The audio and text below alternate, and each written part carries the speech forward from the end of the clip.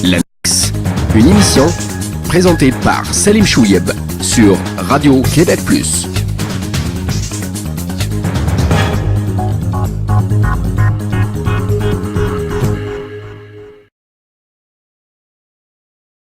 Mesdames et messieurs, bonsoir et bienvenue à l'Index. Voici donc une nouvelle saison qui commence, troisième saison ici de l'émission L'Index sur Radio Québec+. Très heureux de vous retrouver après ces vacances. J'espère que vous aussi, vous avez passé d'agréables moments et que vous avez profité de ces vacances-là pour profiter de vos familles et vos amis et les gens que vous aimez. Nous revenons et avec beaucoup justement d'énergie, avec beaucoup d'ambition, avec beaucoup je dirais d'énergie qui voudrait qu'on invite plus de gens pour cette saison ici dans nos studios, pour partager leurs idées, pour nous faire bénéficier de leurs engagements politiques, de leurs engagements communautaires, etc. Donc les gens qui sont au cœur même de l'action, que ce soit à l'intérieur de la communauté ou à l'extérieur de la communauté. Et vous devez vous en douter, comme vous le savez, ou comme vous a déjà habitué, nous ne sommes pas des gens qui vivons uniquement au sein de la communauté, nous sommes d'abord des citoyens. Et bien évidemment, nous favorisons ces membres de la communauté parce que ils n'ont pas accès, ils n'ont pas la place qui leur revient en principe dans les grands médias, dans les médias mainstream. Nous sommes très absents. C'est une question qui revient, qui est redondante. On la pose et on la ramène à la surface à chaque fois. Nous savons que ces communautés-là, surtout ici à Montréal, malgré leur poids démographique, ces communautés-là sont complètement absentes des médias mainstream, y compris chez Radio-Canada, y compris à Télé-Québec, donc y compris au niveau des réseaux publics. Et notre but, c'est un peu, dans la limite de nos moyens aussi, de donner un peu de visibilité à ces gens-là. Donc, nous comptons énormément sur vous, vous qui nous faites l'amitié de nous suivre de manière assidue, ici, que ce soit sur notre site ou sur notre page Facebook, de nous alimenter avec vos idées, de nous suggérer aussi des personnalités qu'on devrait inviter. Comme vous le savez, nous prenons avec énormément de considération, avec énormément d'importance tout ce que vous nous envoyez. Cette semaine, nous revenons et nous sommes déjà en pleine campagne électorale. Et encore une fois, c'est devenu une tendance très lourde, une tendance pratiquement inamovible, et que toutes les campagnes électorales, tous les débats politiques aujourd'hui tournent autour de l'immigration. On parle de l'immigration et malheureusement, on continue à parler de l'immigration en termes de chiffres et on oublie qu'immigration, ça veut dire des êtres humains. Mais là, il suffisait de suivre un peu le débat qu'on a eu la dernière fois, le débat des chefs. Et là, on n'avait que des chiffres. Moi, personnellement, j'avais l'impression qu'on était en train de parler de bétail ou d'animaux qu'on devrait sauvegarder ou sauver dans la forêt, etc. Donc, on oublie qu'on parle d'êtres humains. Qu'on parle aussi d'êtres humains qui sont extrêmement brillants, qui ne sont pas seulement qui viennent ici seulement pour voler des jobs ou pour se contenter de vivre au bas de l'échelle. Ce sont des gens extrêmement brillants qui ont quitté leur pays dans des conditions parfois extrêmement difficiles.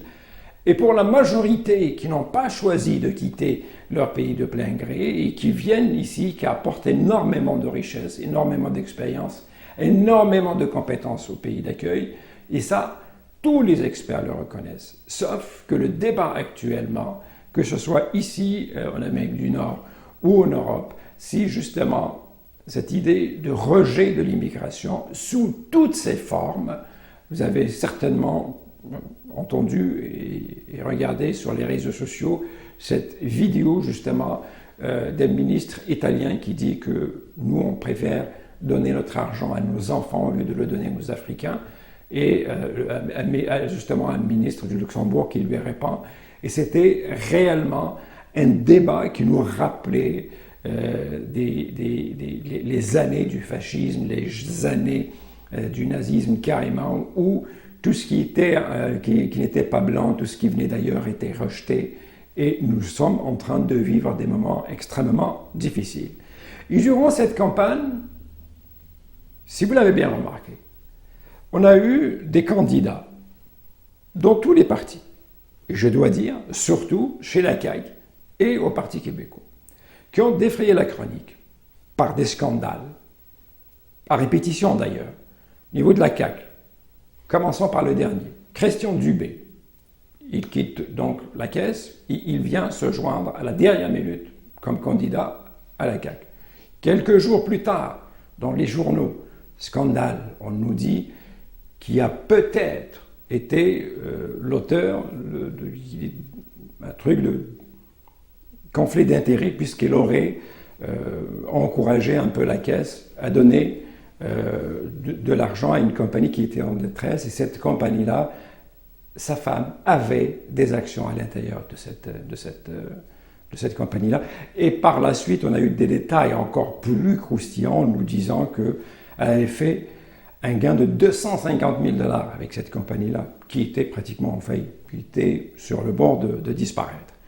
Il y a eu le cas Éric Kerr, monsieur éthique au sein de la CAQ, qui a emprunté, je dois dire, de manière qui a un manque de jugement total, 55 000 $ d'un maire. Et d'ailleurs, on a eu aussi d'autres détails croustillants. On nous dit qu'il avait même changé d'avis sur la question du troisième lien à Québec, alors que lui, parce qu'il avait reçu un appel du maire qui lui avait emprunté de l'argent. Donc, on a eu le cas au niveau du PQ. On a eu toujours, au niveau de la CAQ, ce candidat qui avait un bar et où il y avait des mineurs qui rentraient, qui sortaient, et où les femmes étaient moins payées que les hommes. On a eu Mme Michel Blanc, du Parti québécois, qui a dit des énormités incroyables.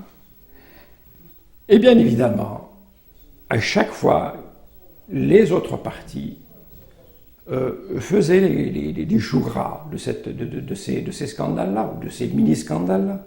Et c'est tout à fait normal. On dit, oui, tel parti, il a un candidat, on a trouvé quelque chose contre lui, ça devient public, et donc ça fait partie de la politique, ça fait partie, entre guillemets, comme on l'appelle ici, de la game. Sauf que voici qu'arrive le cas Mohamed Baroun. Mohamed Baroun, c'est le candidat libéral dans Taillan. Beaucoup de gens nous disent qu'il n'a pas grande chance de gagner à Taillan parce qu'il y a Diane Lamar du PQ qui est la députée sortante de ce comté. Ce qui arrive, c'est que Mohamed Baroun a fait une déclaration lors d'un meeting avec ses partisans dans lequel il disait « Moi, je vous invite à voter pour le PLQ parce que une fois la CAQ au pouvoir, ils vont plonger le Québec dans un débat, dans des chicanes. Et tout ce que vous avez vu avec la Charte des valeurs, c'est rien comparé à ce que la CAQ s'apprête à faire. » Et là, il utilise le mot, il va y avoir du nettoyage de l'immigration. Et là, bien évidemment, controverse, scandale, on nous dit que le mot nettoyage ici renvoie à un nettoyage ethnique, donc c'est extrêmement grave, etc. Et ça sort dans les médias, et je dois dire, ça sort surtout grâce à TVA et au Journal de Montréal.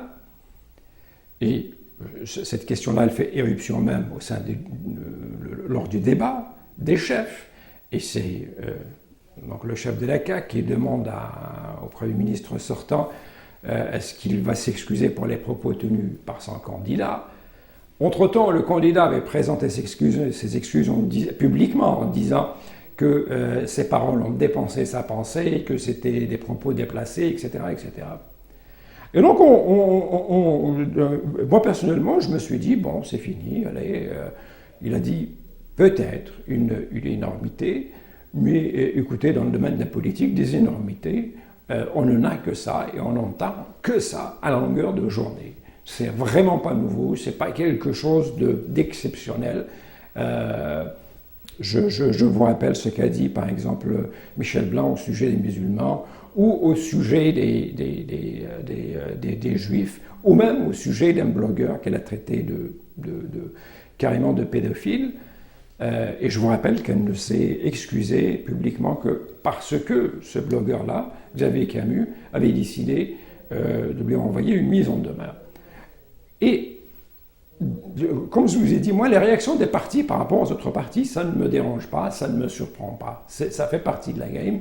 C'est ça la politique, c'est essayer de faire trébucher l'autre, c'est essayer de piéger l'autre, c'est essayer de battre l'autre par tous les moyens. Mais il n'y a pas de morale en politique.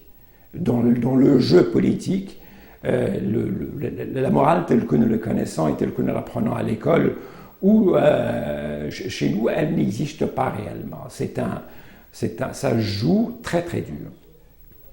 Mais là, ce que nous avons remarqué dans le cas Barhoun, c'est un acharnement médiatique surtout qui vient de TVA et du Journal de Montréal. Et là, ce ne sont plus les partis politiques qui demandent à Barhoun de démissionner, ce sont les médias qui demandent à Barhoun de démissionner.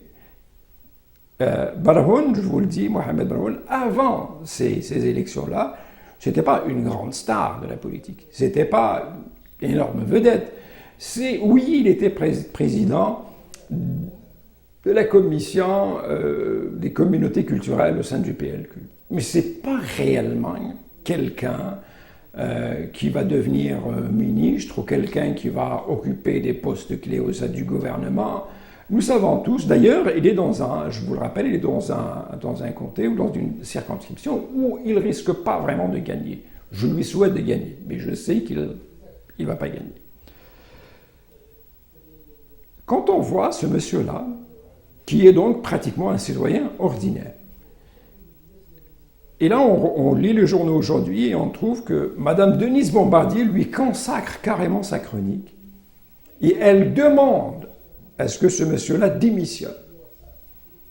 Et le Journal de Montréal revient avec un autre article et il nous dit « Monsieur Barhoun est introuvable ». Parce qu'eux, ils veulent continuer leur acharnement, ils continuent à faire le show avec ça, à faire justement des choux gras avec ça.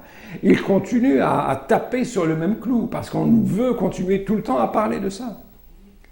Et cette réalité-là nous démontre une seule chose, c'est que les médias, certains médias, surtout les médias de PKP, continuent justement à se comporter comme des médias tribalistes. Parce qu'ils ne peuvent pas considérer qu'un Barhoun est juste un citoyen, comme tous les autres, qui a une opinion, qui est peut-être une opinion qui n'est pas très partagée par tout le monde, mais c'est une opinion. Il a le droit à son opinion, il a le droit de défendre son opinion. Plein de journalistes nous présentent la meute, d'ailleurs, comme un groupe identitaire. Ils nous disent jamais de la meute que c'est un groupe raciste ou xénophobe. Ils disent un peu, pour rendre les choses mieux édulcorées, plus acceptables, plus sexy, c'est identitaire, le groupe identitaire La Meute.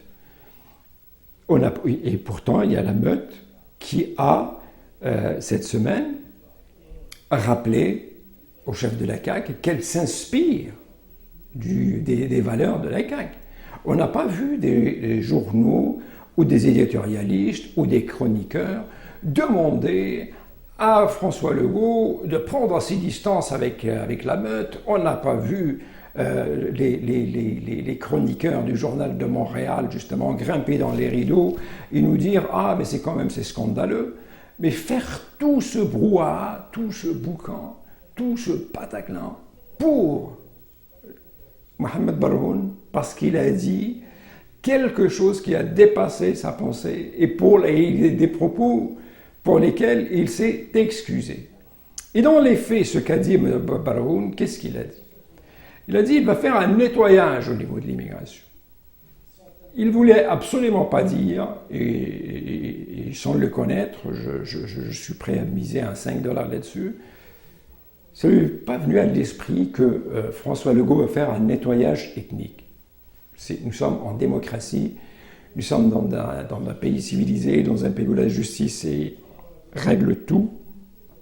Donc, croire ou faire croire ou à croire que Mohamed Baroun voulait parler de nettoyage ethnique, est déjà grave en soi.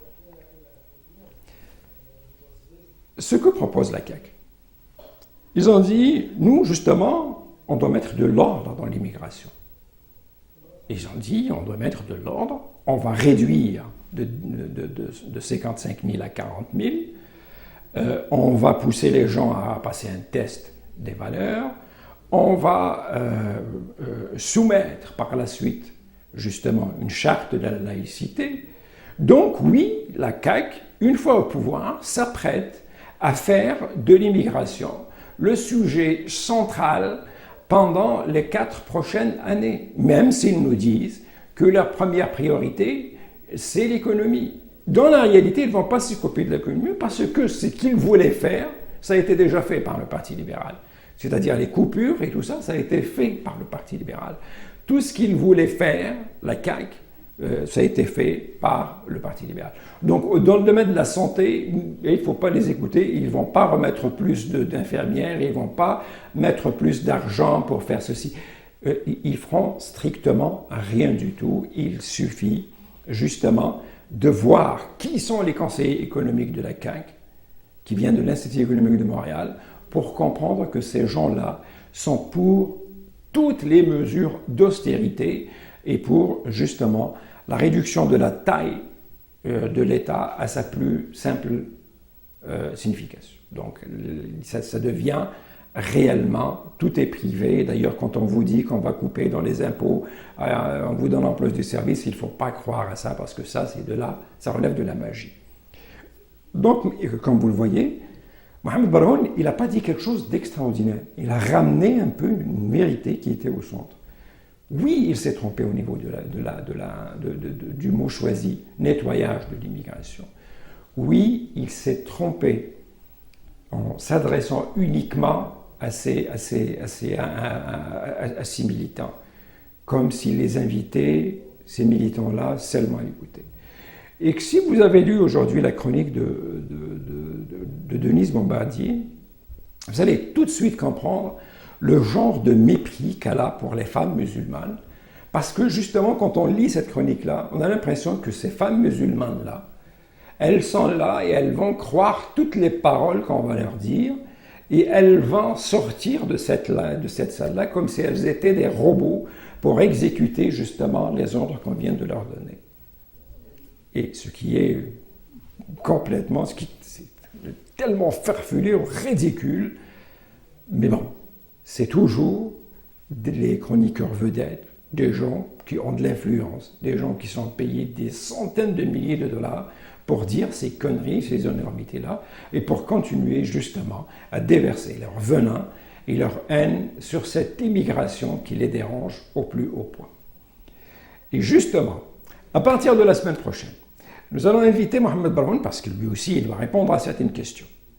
Nous allons lui envoyer du moins l'invitation, on va voir ce qu'il va accepter ou pas. Et nous allons avoir aussi d'autres candidats de la communauté. Et le sujet central que je voudrais soulever avec ces gens-là, pourquoi ils continuent justement à se comporter comme des candidats de la communauté au lieu de se comporter comme des candidats d'abord de leur parti. Voilà, donc rendez-vous pris la semaine prochaine. D'ici là, comme on le dit toujours, gardez le sourire. Bonsoir. L'Annexe, une émission présentée par Salim Chouieb sur Radio Québec+.